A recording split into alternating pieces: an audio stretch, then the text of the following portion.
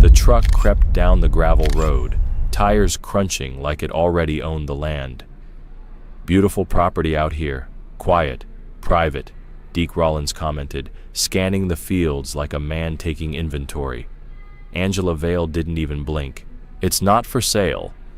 2 days later, they came back. Kendricks had vanished. Angela was gone. A message was nailed to the door, loud and clear. What they didn't know was who they'd just crossed, a former Navy SEAL with no intention of letting this slide. And what followed wasn't a headline. It was a quiet unraveling. One by one, their operation collapsed, silently, relentlessly. Before we continue, drop a comment telling us where you're tuning in from, and hit that subscribe button, because tomorrow's story takes things even further. That evening, the sun dipped low, casting golden light across the Vale farm, rows of vegetables and fruit trees stretching out like a living painting. The scent of damp earth and tomatoes drifted through the air. Angela stood at the edge of the crops, sleeves rolled and arms dusted with soil, as she loaded another crate onto the ATV's trailer. She paused for a breath, letting the warmth of the day settle into her skin. It had taken years of backbreaking work to build this place, and every part of it mattered. Just beyond her, Kendricks was focused on a section of irrigation piping near the eastern edge. He knelt down, adjusting the valve with a level of care that spoke not of farming, but training. He wasn't just tending crops, he was listening, scanning, always calculating. He didn't look around often, but when he did, it was with the eyes of someone who still tracked escape routes without thinking. That morning, Angela had found another envelope under the door. Same clean seal, same pushy real estate group. She tossed it aside. Kendricks just opened the drawer, quietly adding it to the growing pile. Each offer more aggressive, each one ending in the same drawer next to a glossy card that read, "Harland Realty Group, moving the South forward." Angela hated what was happening to her hometown. Farmland getting paved over, families nudged out, history erased by checkbooks, and the pressure was mounting. Calls, letters, whispers from the city. Kendricks didn't say much, but Angela knew him. She saw how his jaw tensed whenever the topic came up. He wasn't afraid, but he was ready. As twilight deepened, the evening stillness broke, gravel shifting under tires. A battered pickup rolled toward them, dust curling behind it. Angela and Kendricks both turned. 3 men stepped out, gritty, smug, not the type you invite over. Deke Rollins led the way, wiry and weathered, sunglasses glinting. Behind him was Cole Jenkins, bigger, younger, already sizing up the land. And in the back, Kevin Malley, nervous, pale, like he knew this wasn't going to end well. Deke gave a slow, theatrical wave as he neared the fence. "Evenin'," he called, trying too hard to sound casual. Kendrick stood up, wiping his hands on a rag. "You lost?" he asked, voice steady, unreadable. Deke smiled like a man playing chess against someone he'd already underestimated. "Nah, just heard this place might be available. Thought we'd take a look. Lot of folks saying something's already in motion. You know, paperwork, handshake deals. County records suggest a development plan's on the table." Angela stepped up beside Kendricks, folding her arms. Her voice was clear, firm. "It's not for sale." And just like that, things started to shift. But they had no idea. They weren't walking onto a farm. They were walking into a storm. "You're holding up progress, you know," Cole said, spitting near the truck and leaning on the hood like he had all the time in the world. "Land like this, it's already spoken for." His gaze slid toward Angela, not subtle, not respectful. Kendrick stepped forward, not fast, not loud, but with a presence that shifted the air around them. His stare locked on Cole with such intensity, the younger man's bravado drained in an instant. He didn't raise his voice. He didn't need to. Deke raised a hand, trying to lighten the moment. "Nobody's looking for trouble. We just make offers. Some take them, some don't. But let's be honest. Everybody's got a price. Kendricks stayed still, then said, calm and cold, "Then you better look somewhere else." Angela's voice cut in, sharper than barbed wire. "You drove up here uninvited. Now drive back out the same way." Deke's grin went thin. "Shame to let land like this sit idle. Out here things have a way of happening.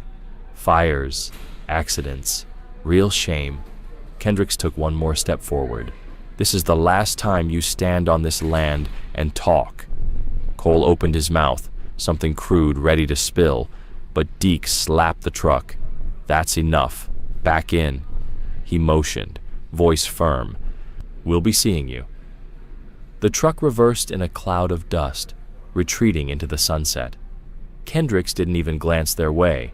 He just turned and checked the fence, hand grazing the wire. Angela stayed beside him, arms crossed, eyes fixed forward.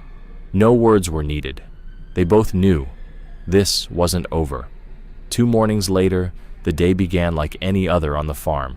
Quiet, productive, peaceful in a way only those who've known chaos can truly appreciate.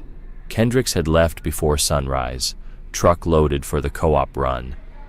Angela stayed behind, plenty of work to do, fixing greenhouse panels, fresh hay in the barn, potatoes to sort before rain hit. By mid-morning, the sun was climbing. Angela worked steadily, sleeves rolled, hands deep in feed sacks and tools.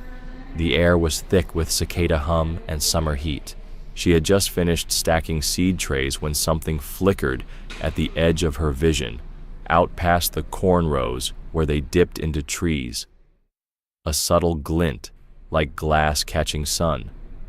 She blinked, dismissed it, until it happened again, too steady to be random. Cole Jenkins crouched in the brush, elbows on his knees, binoculars locked on her. From where he sat, the house was partially hidden by an old trailer and tool shed, but he had a clear enough view. One hand stayed on his phone, thumb tapping as he updated Deke. She's alone, outside for over an hour. Still no sign of the husband. Moving now. By the time Angela reached the west gate, the truck was already rolling in. She didn't hear it at first, just the insects and the sound of her own work, but when the gravel crunched, she froze. That same rusted truck, dust rising behind it, now pulling up close, too close. The driver's door creaked open. Kevin stepped out first, flashing a smile he probably thought looked friendly. "Afternoon, ma'am," he said, raising a hand. "Didn't mean to startle you. Just figured we'd stop by again. Be neighborly." Angela didn't flinch. "He's not here," she said, watching their eyes for any sign of intent. Cole rounded the truck, voice low. "We're not here for him." Angela's stance didn't change. "I told you, this land's not for sale. We don't need visitors." Kevin shifted awkwardly. "Yeah, I get it. Just, it's hot out. Any chance I could get a little water before we head out?" Angela hesitated. Simple request, harmless on the surface, but something in her stomach tightened, a cold instinct flaring to life. She gestured toward the pump near the barn. "Over there. Help yourself." As she turned back to her work, movement flickered in the corner of her eye. A door slammed. Another one opened. Cole was already moving, and Deke was right behind him. Hidden beneath a tarp in the truck bed, Kevin waited, still, crouched, invisible. Angela spun just as Deke reached her. His steps were too sure, too familiar. One hand raised, not in greeting, but in control. "Don't fight it," he warned. "Won't change a thing." Angela stepped back, twisting toward the field, but Cole was faster. He yanked her off balance. She kicked hard, nailing him in the shin, and screamed, sharp and full of fury. Kevin flinched, started forward, then froze as Angela's elbow landed square in Cole's gut. She wasn't small. She wasn't quiet. Her nails found skin. Her knee struck bone. But it wasn't enough. Deke grabbed her by the hair and pulled her backward. The three of them wrestled her toward the open truck. Her boots scraped the metal. Her voice echoed over the crops. A boot hit her ribs. Then the door slammed, swallowing the sound like it had never existed. Dust settled, taillights faded, silence returned. Only a single crate lay overturned, tomatoes crushed into the dirt, witness to a moment stolen. Kendricks wouldn't return for another 40 minutes. When he did, the truck was gone, the yard too quiet, and Angela gone. Gravel crunched under his tires as Kendricks pulled in. The sun had tilted west, long shadows climbing the porch. He shut off the engine and listened. No laughter, no footsteps, no Angela waiting barefoot with a cold drink and a list of things he forgot at the hardware store. Just silence. He stepped out, walked slowly toward the house. One crate was tipped over by the shed, contents scattered like something dropped mid-move. A rake lay cracked. The wheelbarrow tilted awkwardly, work half done, something Angela never left behind. At the porch, something caught his eye. Her phone, tucked just beside the step. Screen dark, camera app open, as if she'd tried to film something and didn't get the chance. Kendricks picked it up. No cracks, no damage, but wrong. All of it felt wrong. He scanned the yard, the barn, the tree line, then opened the door. Inside, the kitchen was still. Coffee pot half full, 2 mugs in the sink, dish towel draped across a chair. But the back door, near the greenhouse, stood ajar, letting in a breeze. And on the wood, taped near the handle, a message in permanent marker scrawled on the back of an envelope: "Sell or she dies." Kendrick stared at the words. No panic, just focus, tight and cold. He shut the door quietly, locked it, then moved to the pantry. Behind a shelf of canned tomatoes, he reached a hidden panel. It creaked open to reveal something that didn't belong on a farm. Sealed plastic, metal cases, a different life. He pulled the largest case out first, then a smaller one. Last, a hardened black container. Inside, precision, a suppressed rifle, sat phone, encrypted drives, 2 maps marked in red, a worn ID badge, K-Vale, Tier 1 recon unit, disavowed. He stared at the photo. Younger, leaner, colder. He laid out his gear, gloves, optics, GPS, med kit, sidearm, each piece placed with intention. And finally, from a small case, he pulled a wallet. Inside, a photo. Angela, in the garden, grinning, arms muddy from spring planting. She had hated that picture. He had kept it anyway. He held it, breathed in, exhaled. I'm coming. Not a promise, a statement.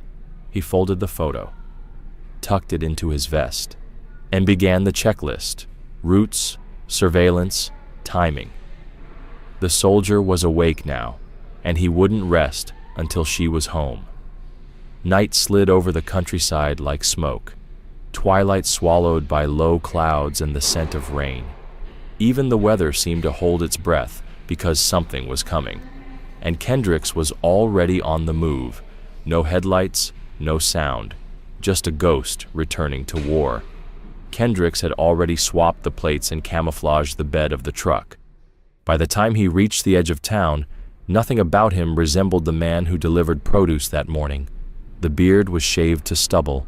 A cap shaded his face. His clothes were grease-stained and forgettable, just another blue-collar shadow drifting through the noise of nowhere. He parked 2 blocks off Main Street, far from any cameras or streetlights, and slipped into the back alleys like someone who'd once learned to disappear in darker places. Ahead of him sat a weathered bar, the kind that hadn't welcomed outsiders since the Cold War. The flickering neon above it read, "The Thirsty Mule," and buzzed like it had long given up on change. From a shaded spot across the street, Kendricks crouched near a delivery truck, its back doors ajar. The bar's rear entrance faced him directly. Music seeped through the screen door, distorted guitars, muffled by years and alcohol. He watched, motionless. Midnight neared, then the door creaked. Cole stumbled out first, loud and off balance, laughing as he tossed curses into the night. Kevin followed, more aware, less drunk, his eyes darting like he could feel the shift in the air but didn't know why. They paused in the alley, lit a cigarette, spoke too loudly. Cole mimicked Angela fighting back, bragging, laughing. Kevin didn't. He just looked over his shoulder, again and again. They moved toward the lot behind the bar. Kendricks waited, counted 4 steps, then he moved, silent, surgical. By the time they rounded the tree line behind the building, he was already there. Cole was still laughing when it happened. Kendricks closed the distance in a blink. No warning, no sound. Just a powerful grip on Cole's jacket and a brutal twist that slammed him sideways into an oak. Bone hit bark. Cole folded. Kevin gasped, "What the?" but never finished. A boot drove into his ribs, lifting him off the ground. He crumpled backward into the brush. Cole staggered to his feet, swung blindly. Kendricks dodged easily, stepped inside, and slammed an elbow into Cole's face. Bone cracked. Cole dropped again. "You think this is a game?" Kendricks said, voice calm but fire-laced. "You think taking someone's wife makes you a man?" Cole spit blood, reached for his belt, and pulled a folding knife. It snapped open with muscle memory, but too slow. Kendricks caught his wrist, twisted, disarmed him, and buried the handle of the blade into Cole's thigh. Not deep, just enough to drop him. Cole howled, then hit the dirt and stayed there. Kevin had recovered. He bolted. Kendricks was faster. He grabbed the back of Kevin's hoodie and yanked him off his feet. Kevin hit the ground, choking for air. "Stop, please. I didn't touch her. I didn't want to do it. I told them." Kendricks hauled him upright and slammed him against a tree, hand pressed to his chest. He searched him, cheap blade in the boot, lighter in the pocket. "You watched," Kendricks growled. "You followed orders." "I didn't hurt her," Kevin pleaded, eyes wide. "They said we just needed leverage. I didn't know." "You didn't stop them." Kevin's mouth opened, but nothing came. Behind them, Cole groaned, dragging himself toward the fallen knife. Kendricks didn't even turn. He stepped away from Kevin and drove his boot down on Cole's wrist. Clean, hard, final. Cole screamed, louder now, writhing like an animal. "Quiet," Kendricks said, and dropped a knee into Cole's ribs. Then again, each strike controlled, precise, just enough to break resistance. Kevin watched from the tree, paralyzed. And Kendricks, he wasn't done. Kevin sat against the tree, eyes wide with panic, breath quick and shallow. His hands trembled uncontrollably. "I'll talk," he gasped. "Please, just stop. I don't want any part of this anymore." Kendricks didn't answer right away. He looked at Kevin with a flat, unreadable expression, like a man who'd passed through too many doors and stopped expecting to come out clean. After a pause, he pulled a length of braided cord from his jacket and gestured to a tree. "Sit." Kevin obeyed. Kendricks crouched, tied his hands behind the trunk, not tight enough to hurt, but firm enough to stop any ideas. Then he turned to Cole, who was lying against the ground, silent now, his earlier bravado crushed under the pain. "You'll talk too," Kendricks murmured, more to himself than Cole, "but it won't start easy." The air turned colder as rain began to fall, soft, steady, like a warning. Kendricks secured Cole's wrists to another tree. The man who once strutted through threats now slumped, his breathing shallow, jaw clenched against pain. Blood had soaked into his jeans where the blade still sat, lodged in his leg. Kendricks stood between the two men, arms crossed, posture eerily calm. His eyes moved slowly, reading them both. The silence stretched so long Kevin finally cracked. "You got what you wanted," he said hoarsely. "We're not stopping you. Just take the phone. Go." Kendricks didn't move. "You were there when they grabbed her." Kevin swallowed. "Yeah, but I didn't help. I didn't touch her." Deke said it was just to scare you. A bluff. Still silent, Kendricks walked to Cole and crouched beside him. Where did they take her? Cole bared his teeth. Go find out yourself. Before he could finish, Kendricks struck a short, hard punch to the face. The sound was dull, but final. Blood poured from Cole's nose as he gasped for air, trying to twist away from the pain. That was the last time I asked nice. Cole coughed, laughed through blood. What are you gonna do, soldier boy? We're tied up. You're just angry. That's all this is. Kendricks didn't blink. He stood, pulled a different blade from his belt. Flat, blackened, with a small notch near the hilt. He turned it in his hand once, then crouched by Cole's leg and pressed the hilt hard against the embedded knife. Cole's scream echoed through the trees. Where is she? Kendricks said, voice barely above a whisper. Or I start on the other leg. Kevin lost it.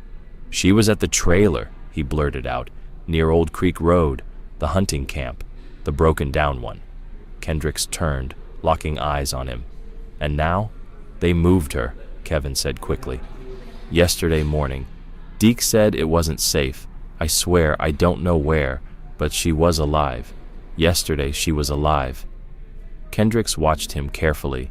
Kevin wasn't lying. He was unraveling, breaking down with every second. He turned back to Cole, who was barely holding on. You've got 2 seconds left. Cole muttered something, low and slurred. Kendricks leaned in to hear. Cole turned his head and spit in his face. Kendricks didn't react. He wiped it away with the back of his hand, stood, and drove a knee into Cole's ribs. Once, hard, no words. Cole let out a ragged cry, then silence again. Kendricks stepped away, walked into the trees, and let the rain wash over him. He didn't look back. He didn't need to. He had the lead, and someone was going to pay for what came next. Kevin was still muttering pieces. The trailer, early morning. They didn't say where. Cole lay nearby, groaning between labored breaths, pain slowly overpowering attitude. Kendricks pulled the burner phone from Kevin's jacket, checked its location history, and saw a single red ping, just once in the last 24 hours, deep past Route 9 at an old hunting site, buried in the woods and unreachable by main roads. That was enough. He pocketed the phone, took one last glance at the 2 men slumped against trees, and disappeared into the night without a sound. The woods changed as he gained elevation. The air grew thicker, quieter. Even the earth beneath his truck softened as he rolled along a logging path erased from modern maps. Trees arched over him like old sentries, and the only light came from his custom dash monitor. That ping had come and gone, just once, but it had left a trace. No signal since, no GPS echoes, a blackout zone, intentional. He stopped 2 miles out, covered the truck with a camo tarp. The rest would be on foot. He moved light, short-range comm scanner. Paper maps marked the night before, binoculars, and a holstered sidearm. Technology had its limits. Paper never lost power, and instinct, honed through years of navigating worse places, did the rest. As the terrain shifted and fog crept through low branches, he found the clearing, mossy, still, damp with silence. Then he saw it, a faint wisp of smoke threading into the sky, almost invisible. He dropped to cover and raised the binoculars. There it was, a cabin half swallowed by forest and pressed against rock, fresh plywood over the windows, no visible antennas, a single cable snaking to a buried generator, remote, hidden, and built to stay that way. Kendrick sketched the terrain, choke points, angles, lines of sight. A narrow trail looped around back, masked by brush. Classic mistake. Too much focus on the front door. If Deke was behind this, he'd prepared. This wasn't about land anymore. It was about power, message, and Angela.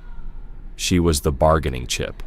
Inside, Angela sat cuffed to a radiator in a dark back room. No windows, no clock. Her sense of time came from footsteps. She'd memorized them, Deke's cold, deliberate rhythm, Cole's clumsy, unpredictable stomp, Kevin's nervous pacing.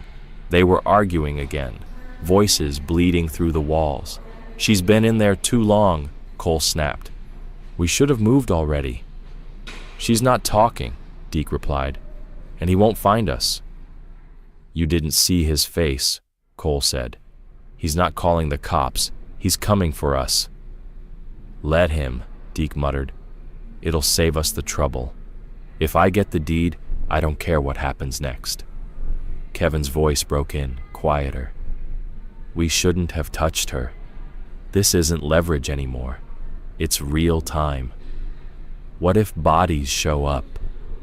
"No one's going to find anything," Deke answered flatly. "And if they do, it won't point back here." Angela listened, calm, still. Her wrists were raw, but she had begun working a gap in the cuffs. Earlier, she'd spotted a splinter wedged in the old bed frame. She'd hidden it in her waistband. Now, she scraped it slowly against the radiator, shaping it into something that might matter. Not a weapon. Not yet, but it would be. Above, from the ridge, Kendricks raised his scanner and cycled through static until a weak signal flickered. Low band chatter, fragments, Deke's voice, Kevin's nerves. Talk of moving her again. That was all he needed. He logged the frequency, checked the signal strength, then stowed the device and watched the cabin. The wind was shifting. The sky was dark steel. This wasn't a rush. This was a countdown, and Kendricks wasn't going home without her. The forest held its breath. Kendricks moved through the trees like a shadow given shape, crouched low, fingers working silently with steel and wire. Just beyond the first ridge, near the only usable road leading toward the hidden cabin, he was laying out traps. Crude? Maybe, but effective. Welded rebar, sharpened and buried under pine needles and dirt. A line of logs strung with paracord, rigged to collapse across the road if a vehicle hit it too hard or too fast. Not lethal, just enough to confuse, slow down, separate. The final tripwire was set just as the first light touched the clouds. Kendricks dusted off his gloves, then pulled a hand-drawn map from his vest. The perimeter was marked in red. Notes scrawled in precise pencil. Southeast blind spot, generator cable, single guard, 15-minute loop. He didn't need GPS to verify it. He'd spent hours watching, timing, measuring. He trusted what he saw. 3 miles east, nestled behind a crumbling utility shed, Kendricks had found something useful. An old substation. Long forgotten. Long dead. But not to him. Years ago, he had trained in this region, run surveillance, simulated electronic warfare. He knew what still pulsed beneath the dirt. He opened a rusted panel, rerouted the feed, and linked in through a custom interface buried in waterproof casing. Minutes later, he had control, not total, but enough. The cabin's power wouldn't cut yet, but when it did, it would be when he chose, and that chaos, that would be his opening move. Back at his overhang camp, Kendricks knelt beside his canvas kit. One by one, he checked everything. Knife, clean, razor-honed. Sidearm, subsonic rounds, full mag. Flash device, high light, low sound. Night optics, climbing gloves. Backup GPS, already mapped with exit points. Last came the war paint. From a small mirror and a tin of matte black cream, he began applying it with steady hands, beneath the eyes, across the brow, down the bridge of his nose. Not for tradition, not for intimidation, just readiness. In the glass, he caught his own reflection. Something shifted. A memory clawed back. Hot air, breath failing. Someone else's final gasp over the radio. A call for backup that never came. A teammate left behind. Blood in the brush. silence in his earpiece. His hand froze mid-stroke. He inhaled through his nose. Exhaled. Not this time. He reached for the photo. Angela, dirt on her arms, caught mid-laugh, alive. He studied it, just like every other item in his gear. Then he whispered, "I'm almost there," and folded it away. Miles ahead, the cabin stood wrapped in darkness, like a second skin. The generator hummed, a low, nervous rhythm in the floorboards. Angela hadn't moved in hours. Her body ached, wrists rubbed raw from the cuffs. But her mind? Clear, focused, awake. Sleep was for the safe. She wasn't safe. Deke had been quiet, brooding. Kevin hadn't spoken since sunset, pacing, restless. Cole hadn't come back. No one said why, but tension filled the space he left behind, thick as smoke. Angela tilted her head, eyes closed. There was something different in the air tonight. Not silence, but a shift, a presence, like pressure building in the bones. She couldn't see him, but she felt him. Kendricks was close. As night fell heavy over the forest, wind stirred through the grass, brushing the roof with a whisper. Inside, the men felt it too. They didn't speak it, but their bodies did. Weight shifting, glances thrown, silence stretched taut between them like a wire ready to snap. And Kendricks, he was already in motion. They had moved Angela to the cabin, and since then, tension inside had grown tighter with every hour. Deke no longer paced. He watched, eyes sharp, arms crossed, tracking shadows like he was waiting for something only he could feel. Cole hadn't checked in since last night. Deke assumed he was scouting the ridgeline or patrolling the old perimeter, but no one had seen him since sunset. Angela had heard him briefly, steps near her room at dawn, but nothing since, and silence, in this place, was never good. Outside, one of the guards stepped out onto the porch for a smoke. The screen door creaked as it swung open behind him. He lit a cigarette, the flare of the match casting a brief glow in the blackness. Just one man against the edge of the wild. He never heard the steps behind him, careful, slow, silent. He didn't feel the presence until it was too late. A gloved hand clamped over his mouth and pulled him backward in one fluid, practiced motion. The cigarette dropped to the leaves below, the ember dying in a slow spiral. The guard barely managed a grunt before the struggle ended. No sound, no trace, only the wind. Inside, Kevin sat against the wall, knees drawn tight, staring at the door like it might explode open. The rifle lay across his lap. Deke had insisted someone keep it close, just in case. Kevin hated holding it. The weight, the pressure, the reminder that this was never his world. He'd heard something, a whisper of motion outside the back window. Maybe a bird, maybe not. Another noise, closer this time, a crisp snap. Kevin jumped to his feet. "Did you hear that?" he called out. Deke didn't look up right away. He sat hunched over a map in the main room. "You think yelling is going to help?" "I heard something. Out there. It's the wind." But Kevin was already moving. He wiped condensation from the glass, rifle at the ready. Nothing. But the unease crawling up his spine wouldn't go away. "I'm checking it." "You shoot," Deke warned, "and you let the whole county know where we are." Too late. Kevin heard another crack outside and shouted, "Hey, who's there?" Then he fired. The shots ripped through the silence, loud, wild, directionless. Angela flinched from the blasts. Her ears rang. The walls shook. "Kevin," she said softly, through the plaster. A pause, then a footstep. "Kevin," she said again, this time slower, more measured. "You're not built for this. You're not like them." Silence. "I didn't want to take you," he whispered. "It wasn't my idea." "I know," she said, "but now you're in it. And he's coming. You feel it, don't you?" No answer. "He's not angry, Kevin. This isn't revenge. It's skill. It's what he was trained for. And you were there when they took me." Her words weren't threats. They just were. Outside, Deke cursed and went for the generator closet. He grabbed the radio on his belt and keyed the mic. "Base, come in." Static. Again, nothing. His gaze shifted to the front door. Too quiet. No guard. Then, darkness. Total blackout. The generator went dead. The lights vanished. The only sound was Kevin, rechambering the rifle, breathing fast and ragged.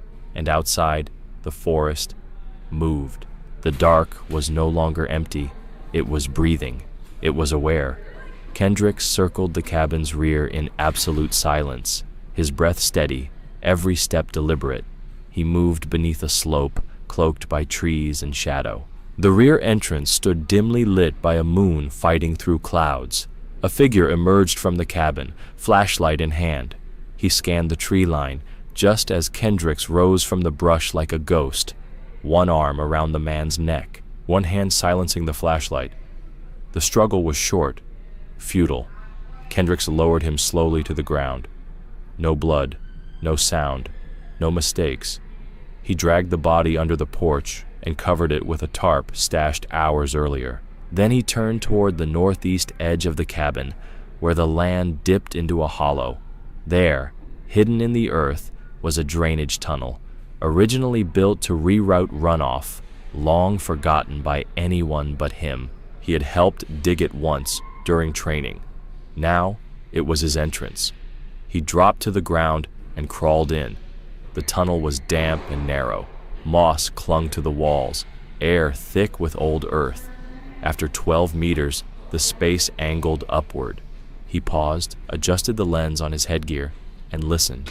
Above him, creaking, shifting, breathing. Every step in that cabin, he could hear them all. Every breath that moved through the cabin floorboards was now within Kendricks's reach. He was directly beneath them. But first, he needed to pull their attention elsewhere. Sliding back through the tunnel, he emerged silently from the hillside and sprinted low through the tree line until he reached a hidden supply cache he'd planted hours earlier. A bundle of pine brush soaked in accelerant, wired to a timed flare. He checked the wind. South. Perfect. He struck ignition. A hiss. Then a bloom of flame. Orange light exploded upward, licking through the trees. The fire wouldn't last long, but it would burn fast, hot, and bright. And from the cabin, it would be impossible to ignore. Inside, Angela felt it. She'd heard the gunfire, then silence, then the power drop, and nothing since. Kevin's footsteps had gone uneven, and Deke hadn't barked a single command in nearly 15 minutes. The tension had shifted. She felt it in her chest. The same kind of pressure she'd once learned meant incoming fire. Kendricks was close. She sat upright, twisted her body, then groaned loud enough to carry. "Help!" she rasped, clutching her side. "I think I'm bleeding." 3 seconds of silence, then footsteps. Heavy, rushed. Not Kevin, not Deke. She knew that rhythm. Cole. He threw the door open fast. Angela slumped forward, her face pale under the emergency light leaking in from the hall. He muttered, annoyed. "Not now. We don't need more drama." He never saw Kendricks step from the shadows. From behind the inner wall, Kendricks struck, his arm snaking around Cole's throat, dragging him backward with swift, silent force.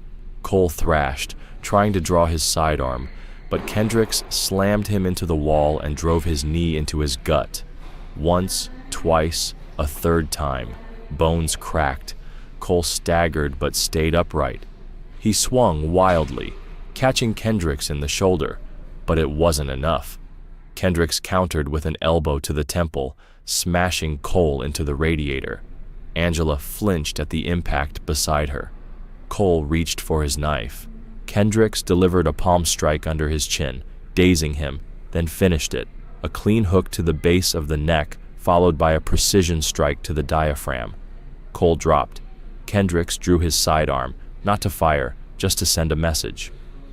"Stay down," he said coldly. Cole didn't move again. Angela looked up at him, still chained. Her voice cracked into a disbelieving whisper. Took you long enough. Kendricks knelt, a faint smile breaking through. Had to make sure they felt it. The cuffs hit the floor with a loud metallic clang. Angela rubbed her wrists, the skin raw but burning with purpose. Kendricks helped her up with one hand. His other never left the grip of his weapon. "We're not out yet," he said quietly. "No," she replied, steady. "But we're not trapped anymore." They moved fast. Through the kitchen, where Kendricks knew both exits could be watched, past the narrow stairwell, through the shadows. Cole's body was still crumpled in the back. His weapon? Already secured. Then, movement. Deke had sensed it. He'd seen the back door cracked open, the missing guard post, and then the lights had gone. Too many things wrong. Too fast. He was already moving, pistol drawn, jaw locked, breath short. He rounded the corner and saw them, Angela and Kendricks, moving toward the front exit. She turned slightly, just for a moment. It was all Deke needed. He lunged. Angela twisted as his arm locked around her, but he yanked her against his chest, pistol pressed beneath her ribs. She kicked, hard, but he dragged her backward toward the rear. Kendricks froze, weapon raised. "Drop it," Deke barked. "Now, or I swear I'll end it right here." Angela elbowed him hard. He grunted, tightening his grip. "You won't do it," Kendricks said calmly. "Try me," Deke snapped, his voice cracking. "You'll leave here with nothing." Kendricks didn't blink. "Then you've already lost." Deke kept pulling her toward the rear door, sweat streaking down his temple. His grip slipped once. Just enough. Angela felt it, and she moved. Angela drove her elbow into Deke's ribs and broke free, diving out of his line of fire. He stumbled back and fired once, missing. Kendricks reacted instantly, firing 2 precise shots. One hit Deke in the thigh, dropping him. The other knocked the weapon from his hand. Angela rolled behind the couch and found Cole's discarded pistol. As Deke crawled, bleeding, reaching for his weapon, Kendricks kicked it away and stood over him. "You didn't come for the land," he said coldly. "You came to take what wasn't yours." Angela stepped forward, gun steady. "I've got him," she said. "Finish the sweep." Kendricks nodded and moved to clear the next room. Angela stayed with Deke. "You thought we'd break," she said quietly. "But you underestimated what this land means." When Kendricks returned, Deke tried to talk his way out, blaming bigger players, claiming ignorance. Kendricks didn't flinch. "You want me to believe this was business?" he said. "You threatened, you took, and now you beg." Deke offered leverage, names, secrets, but Kendricks wasn't interested. "That's not the kind of leverage I deal in," he said. He bound Deke's hands and feet, left a burner phone with a message and evidence for the sheriff, then looked at Angela. "We're done here," he said. She asked if they'd gone too easy on him. Kendricks answered softly, "We don't need blood. We need peace." They left Deke behind, wounded, silent, no longer in control. Back at the cabin, they destroyed the weapons cache and wiped every trace, phones, files, electronics, burned and buried. Inside, they cleaned every surface, removed prints, erased every sign they had been there. On the table, they left a sealed envelope with everything the sheriff would need to shut it all down, quietly. Back at the farm, life resumed. They said little. They didn't need to. The sheriff visited, asking questions. Kendrick and Angela stayed calm, offering only what was needed. He left with more questions than answers. Kevin, now in custody, said nothing, too afraid of what he'd seen in the woods. Days passed. The land healed. Angela began teaching others how to protect their property. The town grew bolder. When scouts returned, they were met with firm resistance. One evening, the sheriff returned. He looked over the land and simply said, "Hell of a place you got." Kendricks replied with a nod. "Not for sale." They shook hands. As the sheriff drove off, Angela stepped into the doorway, smiling. The land was quiet, But this time it would stay that way.